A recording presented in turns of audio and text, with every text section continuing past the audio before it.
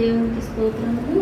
తర్వాత మరి సుమన గారు మంచి విషయాలు స్త్రీల గురించి చెప్పి ఉన్నారు. అందరినీ కూడా వారు జ్ఞాపక ఉమెన్స్ డే మార్చి 8వ తేదీన మనందరం కూడా జరుపుకున్నాము.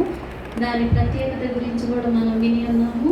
మరొకసారి కొద్ది మాటలు, ఎక్కువసేపు నేను మాట్లాడను కానీ కొద్ది మాటలు మీతో మాట్లాడాలని నేను ఆశపడుతూ ఉన్నాను. స్త్రీల యొక్క ప్రాధాన్యత గురించి ఇప్పటి వరకు మనం చెప్పుకున్నాం కదా.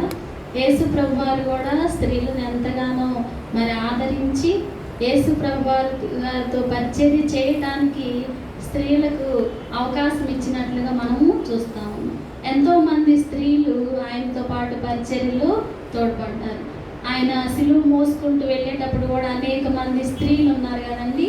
వాళ్ళందరూ కూడా కన్నీరు విడుస్తూ ఉన్నప్పుడు యేసు ప్రభువారు అంటున్నారు కదా, నా కోసం కాదు మీ కోసం, మీ పిల్లల కోసం ఏడవండి అని చెప్పినటువంటి మాట మనము బైబిల్ గ్రంథంలో చూస్తా ఉన్నాం. ఆ సమయంలో స్త్రీలు ఆయన్ను చూస్తూ, ఆయన పడేటటువంటి వేదనను చూస్తూ తల్లడిల్లిపోతూ ఉన్నట్లుగా మనము చూస్తూ ఉన్నాం. ఆయన్ను సిలువ వేసేటప్పుడు కూడా అందరూ వెళ్ళిపోయినా కానీ చివరి వరకు కూడా ఈ స్త్రీలే సిలువ వద్ద ఉన్నట్లుగా మనము చూస్తున్నాం. తర్వాత యేసు ప్రభువారు పునరుద్ధానమై లేచినప్పుడు కూడా మొట్టమొదటిగా మగ్దలేని మరి స్త్రీ, ఆమె సమాధి దగ్గరికి వెళ్ళి యేసు ప్రభువారు ఎక్కడున్నారు, ఆయన నేను కనిపిస్తే చెప్పండి, నేను ఆయన కోసం వెతుకుతున్నాను, ఆయన నేను తీసుకొని వెళ్తాను, నా ప్రభు కొరకు నేను చూస్తున్నానని మరి తోటమాలిగా ప్రభువారు కనపరుచుకుంది ఈ యొక్క స్త్రీకి అని మనము దైవ గ్రంథంలో చూస్తూ ఉన్నాం. మేడగదిలో కూడా స్త్రీలు ప్రార్థిస్తూ ఉన్నారు కదా. పెంతెకొస్తు దినమున పరిశుద్ధాత్మ చేత నింపబడినప్పుడు అక్కడ అనేక మంది శిష్యులతో పాటు స్త్రీలు కూడా ఉండి ప్రార్థించినట్లుగా చూస్తూ ఉన్నాం. మనం ఎప్పుడు వింటూ ఉంటాం, ఒక పురుషుడు, ఒక భర్త వెనుక, విజయం వెనుక ఒక స్త్రీ ఉంటుందని. ఒక కుటుంబం ఆశీర్వదించబడాలంటే తప్పకుండా స్త్రీ ప్రార్థన ఆ కుటుంబంలో ఉంటుంది. చాలామంది కుటుంబాలు, బిడ్డలు ఆశీర్వదించబడినప్పుడు నేను కూడా అనుకుంటా ఉంటా, తల్లి ఎంతగా ప్రార్థన చేసి ఉంటుందో వాళ్ళతో వెళ్ళి మాట్లాడాలి, వాళ్ళు ఎలా ప్రార్థించారు, ఎలా బిడ్డల కోసం మొరపెట్టారు, వాళ్ళ గురించి వినాలి అని మనందరం కూడా ఆశపడుతూ ఉంటాం కదా. బైబిల్ గ్రంథంలో మనం గమనించినట్లయితే జ్ఞానం కలిగినటువంటి స్త్రీలు ఉన్నారు, మరి మూఢురాలైనటువంటి స్త్రీలు ఉన్నారు. మనకి ఆ వచనం అందరికీ తెలుసు కదండి. ఎక్కడ ఉంది? సామెతల గ్రంథం 14వ అధ్యాయం 1వ వచనంలో మనం ఇక్కడ చూస్తాము. ఎట్లా ఉందంటే, జ్ఞానం కలిగినటువంటి స్త్రీ అయితే తన ఇంటిని కట్టుకుంటుంది, మూఢురాలైతే తన చేతులతో తన ఇంటిని కూడా వెలుగుతుంది. ఒక కుటుంబము చక్కగా పరలోకంలాగా ఉండాలన్నా స్త్రీ చేయగలుగుతుంది. ఆ కుటుంబము నరకములాగా ఉండాలన్నా కానీ స్త్రీ యొక్క చేతుల్లోనే ఉంటా ఉంది. కాబట్టి జ్ఞానం కలిగినటువంటి స్త్రీలు మనం చూస్తే జ్ఞానవంతురాలు మరి ఎక్కడ బైబిల్ గ్రంథంలో మనం అందరికీ తెలిసినటువంటి సామెతల గ్రంథం 31వ అధ్యాయంలో 10వ వచనం నుంచి చివరి వచనాల వరకు మనము చూస్తాము.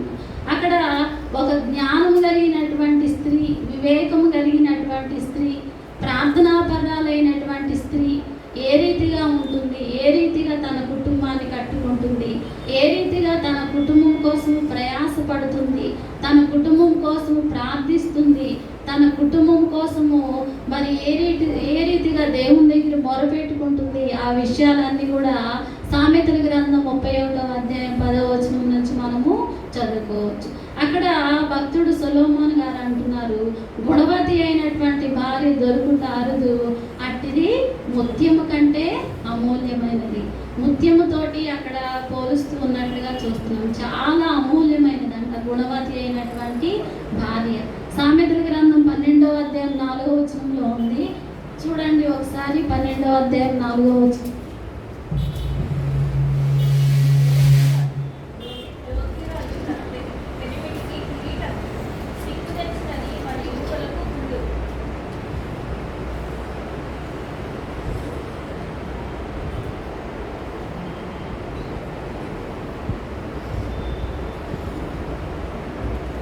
మనం ఇక్కడ చూస్తూ ఉన్నాము. యోగిరాలు ఎలా ఉంటుందంటే తన పెనిమిటికి కిరీటం, అయితే తర్వాత వచనాల్లో కూడా మనం చూస్తే 13-15 వచనాల్లో ఆమె కష్టపడి పనిచేసేటటువంటిదిగా ఉంటా ఉంది.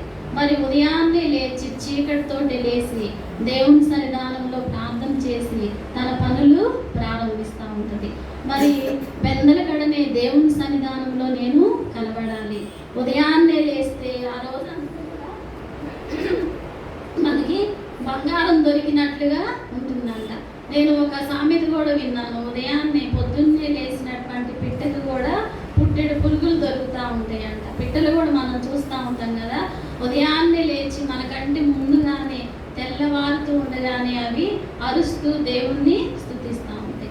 ముందుగానే లేచి ఆహారం కొరకు పెడతా ఉంటాయి.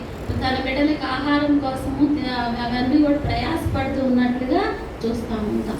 మరి అదే రీతిగా జాన్ వెస్లీ గారి యొక్క తల్లి గారు సూసన్న గారు, ఆమెకు 9 మంది పిల్లలంట.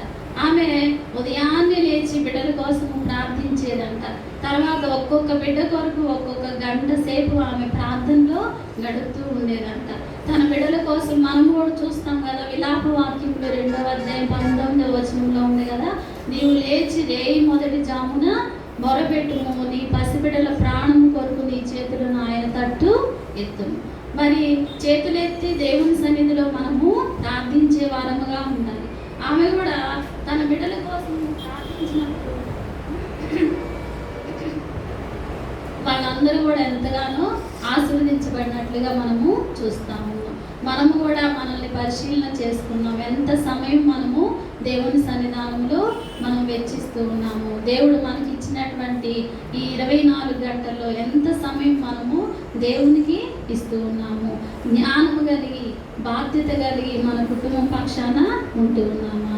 తర్వాత 20వ వచనంలో చూస్తే ఆమె చాలా మంచి వ్యాపార దృష్టి కలిగినటువంటిదిగా ఉంటా ఉంది. అంటే పొదుపు చేసేటటువంటిదిగా ఆమె కనిపిస్తూ ఉంది.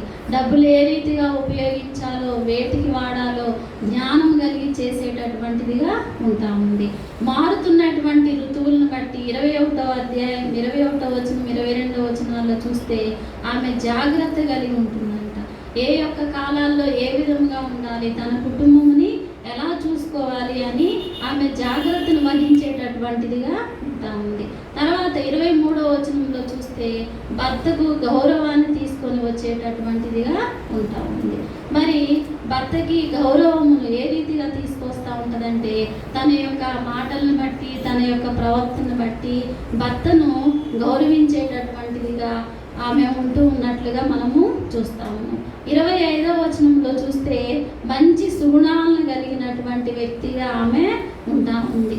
27వ వచనంలో ఏమనుంది, తన ఇంటి వారి నడతలని జాగ్రత్తగా ఆమె పరిశీలనగా చూసుకుంటా ఉంటుందంట. తన యొక్క కుటుంబం ఎలా ఉంటుంది, ఎలాగ మనమైతే అనుకుంటాం కదా, మన ఇంట్లో అందరూ ఆరోగ్యంగా ఉన్నారా, అందరూ టైంకి భోజనం చేస్తున్నారా, వాళ్ళకి కావాల్సిన వాటన్నిటిని కూడా నేను చేయగలుగుతున్నానా, వీటిని ఎలాగ మనం చూస్తూ ఉంటామో ఆత్మీయంగా కూడా నా కుటుంబంలో అందరూ దేవునిలో ఎదుగుతూ ఉన్నారా, దేవుని కొరకు పనిచేసేవారుగా ఉంటున్నారా, ఎవరు దేవునికి దూరం అవుతున్నారు, ఎవరు ఆత్మీయ స్థితి ఎలా ఉంది, అది కూడా మరి చూసుకోవాల్సినటువంటి బాధ్యతను దేవుడు మన మీద ఉంచుతూ ఉన్నాడు.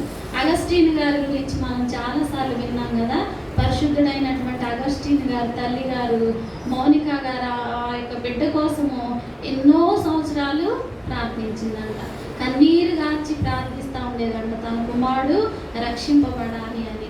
ఒక దినాన తన కుమారుడిని దేవుడు సంధించినప్పుడు రక్షింపబడి అగస్టీను పరిశుద్ధుడిగా మారిపోయాడు. అప్పుడు తను అంటున్నాడు కదా, నా తల్లి చేసినటువంటి కన్నీటి ప్రార్థన ప్రవాహంలో నేను పరలోకమునకు కొట్టుకొని వచ్చాను. దేవుని సన్నిధానంలోనికి నా తల్లి చేసినటువంటి ప్రార్థన బట్టి నేను రాగాలి అని సాక్ష్యం ఇస్తూ ఉన్నాడంట. చూడండి ఎంత మంచి సాక్ష్యం చెప్తున్నాడు. ఇక్కడ కూడా సామెతల గ్రంథంలో ఉంది కదా, ఆమె పిల్లలు లేచి ఆమెను ధన్యురాలు అంటారంట. అమ్మ నువ్వెంత మంచిదానివి, నువ్వెంత ప్రార్థనా పర్రాలివి, మనం ఉమెన్స్ డే చేసుకుంటున్నావు అంటే స్త్రీల గురించి అందరం కూడా జ్ఞాపకం చేసుకుంటాం కదా. ఆ రోజు స్త్రీలు చేసినటువంటి త్యాగాలు, వారు మన కోసం కష్టపడినటువంటి దినాలు, వారు మన కోసం చేసినటువంటి ప్రార్థనలు, ఇవన్నీ మంచి పనులన్నీ జ్ఞాపకం చేసుకొని వారిని ప్రశంసించడానికే ఆ దినాన్ని మనము గుర్తు చేసుకుంటూ ఉంటాం. వారు స్త్రీలలో ఉన్నటువంటి ఆ యొక్క సుగుణాలన్నీ కూడా మనం ఆ దినాన జ్ఞాపకం చేసుకుంటూ ఉంటాం. ఇక్కడ బైబిల్ గ్రంథంలో కూడా ఈ తల్లిని చూసి పిల్లలు అంటారంట, అమ్మ నువ్వు ధన్యురాలివి అని చెప్పి అంటారంట. మరి అటువంటి ధన్యురాలైనటువంటి స్త్రీల వలె మనం ఉండాలని, దైవికమైనటువంటి స్త్రీలుగా, దేవుని యందు భయభక్తులు కలిగినటువంటి స్త్రీలుగా ఉండాలని దేవుడు కోరుకుంటూ ఉన్నాడు. మరి 31వ అధ్యాయం 10వ వచనంలో భర్త ఆమె యందు నమ్మకం ఉంచుతాడని చూస్తూ ఉన్నాం. మనం చూస్తే కొన్నిసార్లు భర్త భార్యని నమ్మరు, పక్కన వారిని, ఇంట్లో వారిని నమ్మినట్లుగా భార్య ఎడల నమ్మకం ఉండదు కదా. ఎందుకంటే డబ్బులు కానీ ఏమన్నా వాళ్ళకి ఇవ్వగానే ఏం చేస్తారంటే అన్నీ కూడా కొనేస్తారని పిల్లల్ని మించి వాళ్ళకి ఇస్తూ ఉంటారు, జాగ్రత్తగా ఉంచండి అని. అంటే ఆ నమ్మకాన్ని కొన్నిసార్లు మరి కోల్పోతూ ఉంటాం కదా. మరి భర్త గౌరవాన్ని కాపాడేదిగా ఉంటుంది అంటే చాలాసార్లు స్త్రీలుగా ఏం చేస్తామంటే భర్తలో ఉన్నటువంటి తప్పుల్ని చెప్తూ ఉంటాం, మనల్ని హైలైట్ చేసుకుంటూ ఉంటాం కదా. కానీ అలా చేయటం వల్ల చాలా చోట మనం చదివితే ఏమని తెలుస్తుందంటే భర్త రాజుగా ఉండాలి, మనం రాణిగా ఉండాలంటే ఆ రాజుగారిని మనము గౌరవించాలి. అతనికి ఇవ్వవలసినటువంటి ప్రాధాన్యతను మనం ఇచ్చినప్పుడు ఆయన యొక్క గౌరవము పెరుగుతూ ఉంటుందని మనము చూస్తూ ఉన్నాం. ఈ రీతిగా బైబిల్ గ్రంథంలో చెప్పుకుంటూ వెళ్తే అనేక మంది దైవభక్తి కలిగినటువంటి స్త్రీలు ఉన్నారు, జ్ఞానం కలిగినటువంటి స్త్రీలు ఉన్నారు, అజ్ఞానంతో ఉన్నటువంటి స్త్రీలు ఉన్నారు. మనము చూస్తే షూనేమీరాలైనటువంటి స్త్రీని చూస్తూ ఉన్నాం. మరి అందరికీ కూడా వాళ్ళ గురించి చక్కగా తెలిసినటువంటివి వివరించి చెప్పవలసినటువంటి అవసరం లేదు. కానీ షూనేమీరాలు ఆమె జ్ఞానం కలిగినటువంటి స్త్రీగా ఉంటా ఉంది కదా. తనకి కుమారుడు కలిగినప్పుడు ఎలీషా ప్రవక్త తనకున్నటువంటి లోటును బట్టి మరలా వచ్చే సంవత్సరానికి నీకు కుమారుడు కలుగుతాడని చెప్పినప్పుడు షూనేమీరాలకి ఒక కుమారుడిని దేవుడు అనుగ్రహించాడు. తన కుమారుడు మరణించిన సమయంలో ఆమె మళ్ళా ఎలీషా ప్రవక్త దగ్గరికి వెళ్తా ఉంది. అప్పుడు ఎలీషా ప్రవక్త ఏమంటున్నాడంటే, అమ్మ నువ్వు, నీ పెనిమిటి, కుమారుడు అందరూ క్షేమంగా ఉన్నారా అని అడిగినప్పుడు ఆమె ఏమంటుంది, విశ్వాసంతో క్షేమంగా ఉన్నారు అని చెప్తాము. ఎవరైతే ఆ కుమారుని ఇచ్చారో, ఎవరైతే ప్రార్థన చేశారో ఆ ఎలీషా భక్తుని యొక్క మంచం మీద తన కుమారుడిని పడుకోబెట్టి విశ్వాసంతో తప్పకుండా తన కుమారుణ్ణి దేవుడు బ్రతికిస్తాడని నమ్మకంతో దేవుని వైపు చూసింది. ఎంత కష్టములు కలిగినా, శ్రమలు కలిగినా, శోధనలు కలిగినా మనం దేవుని వైపు చూసే వారంగా ఉండాలని షూనేమీరాలైనటువంటి ధనురాలను బట్టి మనము నేర్చుకుంటూ ఉన్నాం. ఆమె దేనికి కూడా భయపడకుండా తన కలిగినటువంటి సమస్యల్లో దేవుని వైపు చూస్తూ ఉంది. ఈనాడు అనేక మంది సమస్యలను బట్టి కృంగిపోతూ, దిగులు పడుతూ, అనారోగ్యాలకు లోనయ్యేటటువంటి పరిస్థితులు చూస్తూ ఉంటాం. కానీ ఈమెను బట్టి మనం నేర్చుకోవాల్సింది ఏంటంటే దేవుని వైపు ఎటువంటి సమస్య వచ్చినా కానీ దేవుని వైపు మనం చూసినట్లయితే మనకి సహాయము దేవుని యొద్ద నుంచి మనకి కలుగుతూ ఉంది అనేటటువంటి విషయాన్ని ఈ జ్ఞానం కలిగినటువంటి స్త్రీని బట్టి మనము నేర్చుకుంటూ ఉన్నాము. ఈ ఫాస్టింగ్ డేస్ అనగానే ఎస్తేరు రాణి యొక్క ప్రార్థన మనకి జ్ఞాపకం వస్తూ ఉంటుంది. ఈమె ఎంత జ్ఞానం కలిగినటువంటిదంటే ప్రార్థన ద్వారా మరణ శాసనాన్ని కూడా రద్దు చేయగలిగినటువంటి రీతిలో ఉపవాసం ఉండి ప్రార్థించినట్లుగా చూస్తూ ఉన్నాం. బైబిల్ గ్రంథంలో తెరిచి చూడండి అని నేను చెప్పడానికి సమయం లేదు, కానీ ఇవన్నీ మనకు తెలిసిన విషయాలే. కానీ ఒకసారి జ్ఞాపకం చేసుకున్నాం. ఎస్తేరు కూడా ఎలా ఉందంటే ఉపవాసం ఉండి తను తాను ప్రతిష్ఠించుకొని మొత్తకైతే చెప్తా ఉంది, నేను ఉపవాసం ఉంటాను, నాతో పాటు నా పనికత్తులు కూడా ఉపవాసం ఉంటారు, మేము దేవుని దగ్గర ప్రార్థిస్తాము, తర్వాత రాజుగారి దగ్గరికి వెళ్ళి మాట్లాడతాము. ముందు ప్రార్థించి రాజుగారి దగ్గరికి వెళ్ళినప్పుడు రాజుగారు అక్కడ ఎవ్వరు కూడా వెళ్ళటానికి అవకాశం లేకపోయినా రాజుగారి యొక్క హృదయాన్ని దేవుడు మార్చాడు కదా. రాణి నీకేం కావాలి, మరి ఏ కోరికతో నువ్వు వచ్చావని చెప్పి రాజుగారు చక్కగా మాట్లాడి ఆ మరణ శాసనం అంతటిని కూడా రద్దు చేసినట్లుగా మనము చూస్తా ఉన్నాం. అదంతా కూడా ఎస్తేరు గ్రంథంలో మనం చదువుకున్నాం. హామాను ఏ రీతిగా మరి అందరినీ కూడా యూదుల్ని చంపాలనుకున్నాడు, ఆ మరణ శాసనం ఆమె ఏం చేసిందంటే ప్రార్థన ద్వారా దాన్ని రద్దు చేయడానికి దేవుని దగ్గర మొరపెట్టింది. కాబట్టి దేవుని బిడ్డలారా, ప్రార్థన సమస్యల్ని పరిష్కరిస్తుంది. ప్రార్థన మరి మరణాన్ని కూడా రద్దు చేయగలిగినటువంటి శక్తి కలిగింది.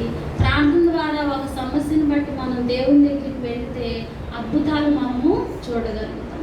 ఎస్తేరు తన అద్భుతం చూస్తాననే విశ్వాసంతో తన ప్రార్థన స్టార్ట్ చేసింది. ఎంతోమంది ఈ యొక్క ఉపవాస దినాల్లో కూడా ఉపవాసం ఉండి ప్రార్థిస్తూ ఉంటారు. ఒక ఉద్దేశాన్ని కలిగి మనం ప్రార్థన